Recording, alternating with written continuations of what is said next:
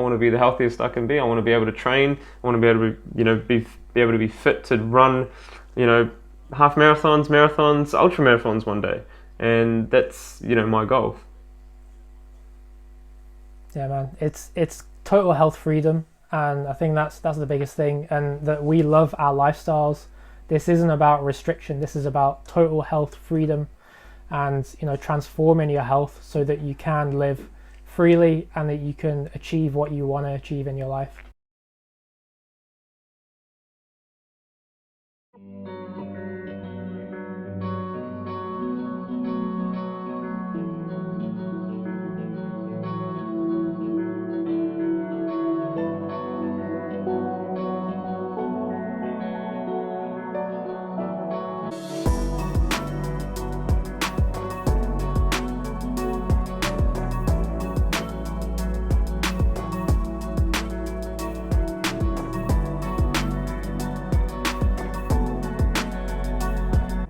Hey guys, don't forget to follow me on Instagram at highcarbhealth, and also click on the green H so you get to see exactly what I eat and what I get up to every single day. If you haven't already subscribed to our channel, please hit the subscribe button and make sure you hit the bell icon so that you get all our notifications for our recent uploads. Ooh. Hey guys, welcome to another video. We have the wonderful Chris here from Get Gut Healthy. Go check out his YouTube channel. He's got a lot of things about Crohn's disease and how he has been able to heal Crohn's as well. So today we thought we'd do a bit of a Q&A session for you guys, and we've got some questions from Instagram that we're going to share with you, and we're just going to talk about colitis and Crohn's disease so that you can tune in. And yeah, we're looking forward to answering your questions, and I think Chris is also going to talk a little bit about his story, and yeah, we'll go from there. Alright, so the first question we have here: how to start the plant-based diet during a Crohn's flare-up. So Chris, do you just want to maybe take that question on, and I'll also answer it, but because you had Crohn's disease, what did you do when you were in a flare? And yeah, just talk a little bit about your experience. Yeah, that's a great question. I think there are a few different factors that this kind of answer depends on for the different individuals at different stages of their disease. But generally, it's like trying to move towards the vegan healing diet. Probably not doing it overnight, but starting off with changing breakfast to a fruit meal, and doing that for a few days or a week or something like that, and then slowly just introducing more and more healing foods, and slowly getting out the foods that are known to irritate and worsen symptoms, like refined sugars, processed foods, refined oils, salts, animal products, and really focusing on the foods that are going to be helpful and buying those in abundance, being grateful for those foods, showing gratitude when you eat those foods. These foods are going to help my body to do the healing work that it needs to do. It's going to supply the fuel that my body needs, and with all those things coming together and like a gradual approach, not too quickly, I think that can be really powerful for healing, and that's what really helped me through the process. Definitely, well, it's a great answer, and another thing to add to that would be to buy this book, read it, understand it, so that you understand what self-healing is about. So just remember, guys, that the food does not heal us. The food gives us the right conditions to heal our bodies, right? So, just like how you get a cut on your arm, it heals by itself. We don't have to put anything on it to heal. So it's the same with our intestines, but obviously you have to eat something, and the easiest food to soothe our intestines is obviously, lots of fruit, lots of starchy vegetables, pureed foods as well. So it's a great question and great answer as well. Thanks. We've got a good one here. Chai Fit Life asks, how long does it typically take for inflammation to reduce once starting a plant-based diet? Yeah, it's a great question. It's actually quite hard to measure inflammation levels. Obviously, you get a blood test and you can see your CRP. Generally, people face increased inflammation initially because their bodies are able to heal. So inflammation, you shouldn't see it as a bad thing.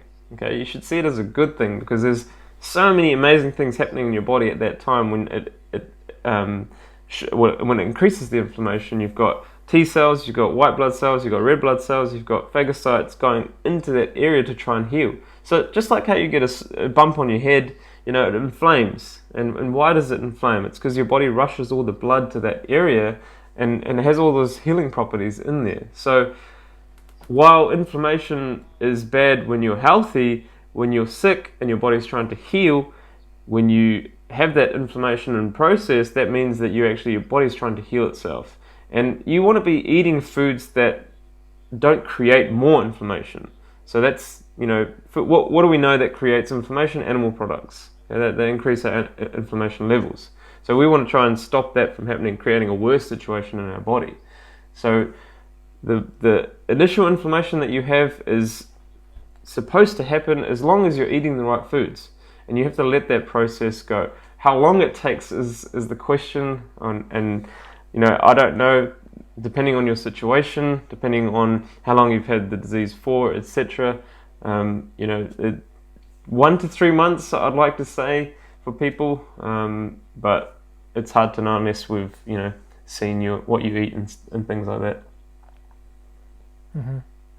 Yeah, I think that's really good. It's about allowing the inflammation to run its course. I think that's the key point, and something that some people miss out on, because inflammation is the normal healing response to abnormal conditions in the body. And by changing your lifestyle to incorporate more of the healing foods and healing lifestyle factors, there might be more inflammation to begin with, but I think generally a lot of people see positive signs within the first few weeks. Their microbiome starting to change, producing more short chain fatty acids that are going to help to reduce inflammation in the gut. And people, I think, generally notice that the fruit meals digest really easily, and that a lot of people have relief from inflammation that's been happening for years and years. And it's just amazing. And there are good signposts along the way to let us know that we're on the right path and doing the right thing, and that inflammation is gradually working its way through. Well, that's great, because on to the next question, which is, how can you know if you just need to give the healing diet more time, or if you're doing the diet wrong? So in other words, how do you know if you're healing when you're on the healing diet? What symptoms to look out for, and how do you know that the healing is taking its course, or the healing process is happening? Yeah, that's a good question. And yeah, I think it's when we take this step towards healing, it's a step into the unknown, and that can be a really scary thing. But if we surround ourselves with the right information, the right inspiration, the right people, and the right positive messages, then it makes it a lot easier. And we can take a lot of confidence from the other people who have achieved the same things, and their blood test results, their health years down the line. This is something that is going to change your life forever. And I think regarding how long it's going to take, it really depends on so many different factors. I don't know what more you have to say about that. Yeah, well, definitely. I think one of the symptoms to look out for when you're healing is obviously, you'll get the same symptoms: blood, mucus, diarrhea. But how do you know if you're healing or not? So you've got to understand that your body is doing this work on purpose. So, for example, me and Chris, we eat very similar foods to what you probably will be eating. So lots of fruit smoothies, lots of soups, lots of starches, lots of whole plant foods. But we don't get those symptoms anymore, because we've cleansed our bodies and we've healed. So what to look out for is that you shouldn't be eating the foods that are making you worse. So what will happen to your body is you'll get increased energy levels. Your focus will be a lot better in spite of you going to the toilet so many times. And that's when you've got to realize that, okay, my body's actually working, because I don't actually feel crap, but my body is physically feeling bad, right? But mentally I'm feeling pretty good, and my energy levels are high. I remember one when we were working together. You had that 6 week period of like you just had to stay in bed. But what was it that I was just thinking? Yeah, about what was that. it that kind of got you out there? Because you had that focus. You had that. I actually don't feel so bad, but my body's kind of removing a lot of toxic matter, and you understood that. And so as soon as you understood that, you sort of just let it do its thing. Let the body do its thing. And so talk about that. Yeah, I think what you said about when you see other people eating, pretty much the same foods, a lot of fruit, a lot of starches, and you notice yourself, like I had diarrhea for 6 to 8 weeks through healing. It's just constant, and it smelled bad. Like, I don't want to give too much information, but it smelled bad. And I was thinking, there's no way that these foods are irritating me. I'm getting rid of all the junk inside my body that's accumulated over years and years, and this will not last forever if I carry on what I'm doing right now. Like, I saw you on Instagram, on social media, sharing what you eat. It was a lot of the same things that I was eating in that healing phase, and you were always making videos like I've got perfect bowel movements now, my energy's great, I'm a stable weight, all these kinds of things that I really wanted long term, and that just really gave me the focus I needed to stay on track, and give me the empowerment that what I was doing was the healing path, and that my body was working its way through that process at that time. Yeah, and having that confidence, right? So definitely it's important to have that. Antonio asks, what would be a perfect pre-healing meal plan for a day? Pre-healing, what does that mean? What do you think that means? So I think it means like transitioning right. into healing. Yeah, so basically what we recommend for people that are on transition is have your fruit smoothie in the morning. So with bananas, blueberries, mangoes, dates with some water, just blend it up. So that would be your breakfast meal. Very simple, maybe a couple of bananas, 3 or 4 dates, a couple of mango, a couple of blueberries. That's what you want to put in there. For lunch and dinner, you can mix it up a little bit more. So I would use roasted veggies, for example. I'd make what's called like a Buddha bowl. So you've got your starch, you've got your vegetables, you've got maybe one type of grain. But making the starch meal more. So if you've got sweet potatoes, you've got sweet potatoes, pumpkin potatoes, you either steam them or you roast them and you put them on the side. I'll chuck a photo up of what I mean by a Buddha bowl, something like that. And then for dinner, maybe you just make it a little bit easier for yourself and make a soup. So blend a soup. Nothing too crazy. I call them one pot wonders. So you just chuck everything in a pot and you let it cook, and then you blend it. So maybe that has like a little bit more flavor in it. Maybe some onion, maybe some herbs you can chuck in there as well when you're on transition, which is still going to be a lot healthier than your previous diet anyway. So it's only if you're like in a flare where you want to kind of go onto the healing diet per se, immediately, or try to eat cleaner foods because you are sensitive to some herbs and onions and garlic and things like that. So that's when you've got to really understand, or what do you tread on when you're going through that phase, and that's why it's important to get guidance. Yeah, definitely. I think that's exactly what I did when I was being coached by Shamiz through the into the healing phase. It was really about trying to get the process. I mean, I was already vegan before I started, but it was really about trying to get the processed foods and replace those with whole plant foods, because they're the foods that are going to give you the fiber and the vitamins and the minerals that you need to get the healing process going. For sure. All right, so I think we'll do maybe 2 more because it's getting quite long. I don't know how long you want to stay here for, but this is a good one. And it is a question that says, what was the hardest part about healing?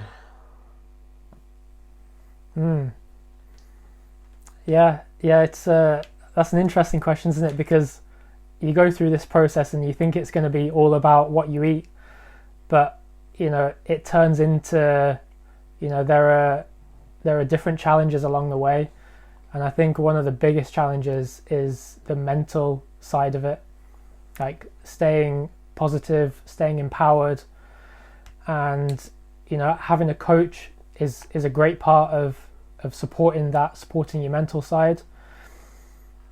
And I think for a lot of us who, I wasn't into any sort of spirituality or meditation or anything like this before I started this healing path, but it really got me into that sort of thing and got me more connected to myself and more in tune with my own body, so that I know its signals and I know how to get myself in the best health.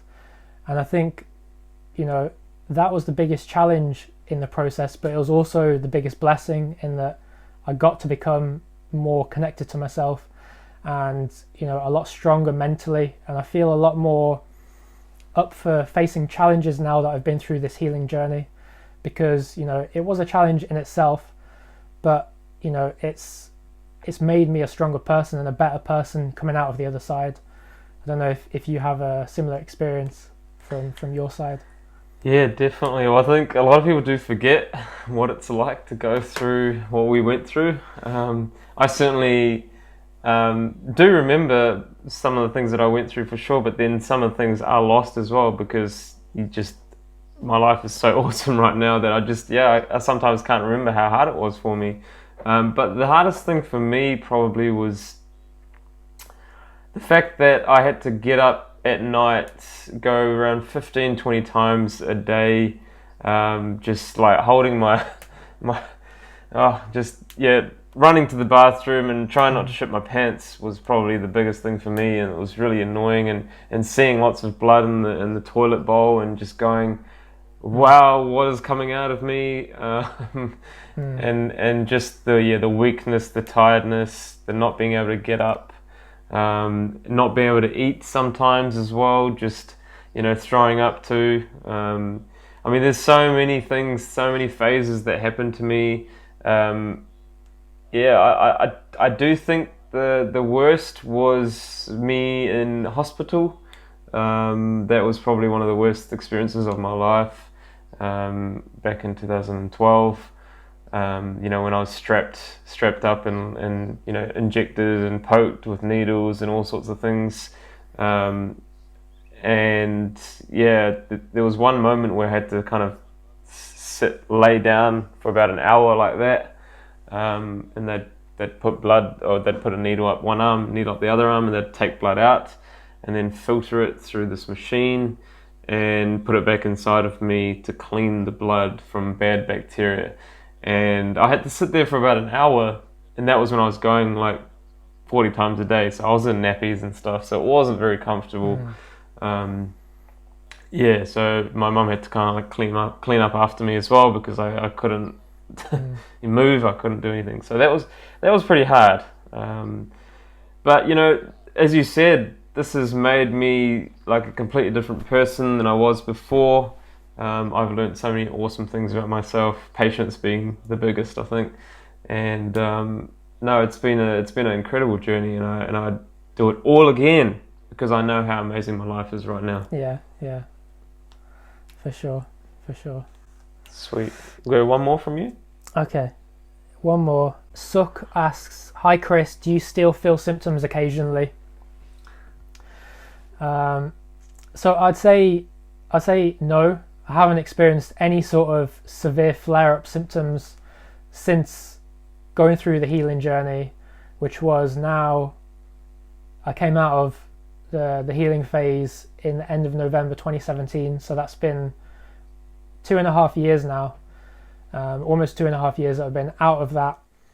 I haven't had any sort of flare-up symptoms. The only thing that I would say is that every now and then I'll go out for a meal, and I'll have maybe food that's a little bit salty, oily, some bread or something like that in there, and my digestion won't feel quite as flawless as it usually does, as flawless as I'm used to it being, eating whole plant foods. But very mild symptoms, and I think talking to other people, who eat just a regular standard diet, a lot of symptoms that people experience every single day and think that they're normal. When you eat healthily and you go through the healing and you're used to flawless digestion, you notice when you have a meal out every now and then and your digestion is not quite as good as it usually is, but within a day it sorts itself out. And for the most part, I prepare food myself. I eat the food that makes me feel great, have good digestion, good energy, and that's the most important thing to me, because if I eat those foods that are salty, oily, a lot of bread and processed foods, then it really robs me of energy. It robs me of feeling good in terms of digestion, and I don't want to live my life like that anymore. Like, I've spent enough time suffering and I just want to live my life with freedom now. So that's why I choose to eat and live the way that I do now, and that's why I don't experience any flare-up symptoms anymore. Definitely. And I think that's one thing that people don't understand, is that it's not that we can't eat anything that we want, it's we don't want to eat that food, because obviously you're not going to feel good. And the people, the normal people that you say, when they eat these foods, they may not see the reactions that we see, because they're always in that constant state of being sick. And when you're like that, you don't know anything different, like you said.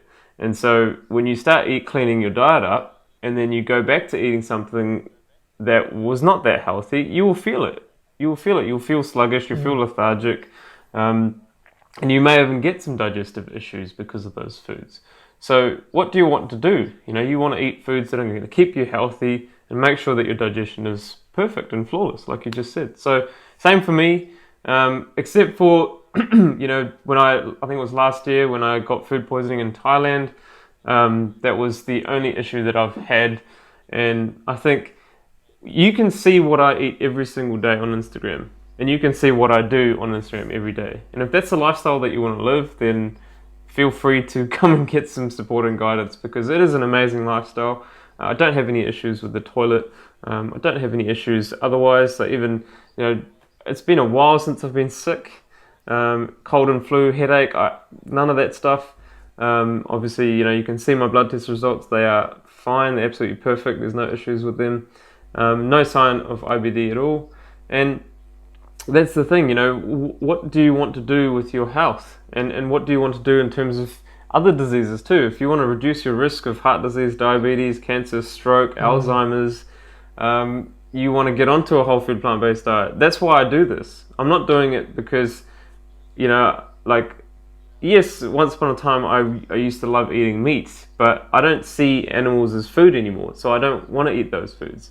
It's not that I can't eat them, I don't want to eat them. And if I do eat them, why would I want to increase my risk of disease by eating them? I mean, that's the science is pretty clear with that. So I want to be healthy and fit as much as I can, and live a very healthy, long life, according to these people in the world that have. And look up the blue zones if you're interested in the longest living populations in the world. They eat predominantly plant-based, predominantly starch-based as well. So, lots of potatoes, lots of beans, lots of rice, lots of plants.